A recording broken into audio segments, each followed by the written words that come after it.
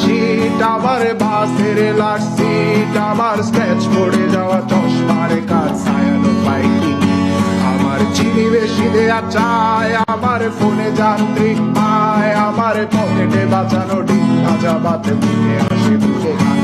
আমার মনোযোগী ক্লাসরুম, আমার মগজে নষ্ট ধুম, আমার বাইরে বুদ্ধ ভেতরে হিটলার লাশের মোড়কে ধুম, আমার প্রেমে ডুবে থাকা নারী, আমার বুমেরাঙ্গা হাজারি, আমার ফেলে আসা তাজা কাজলের চোখ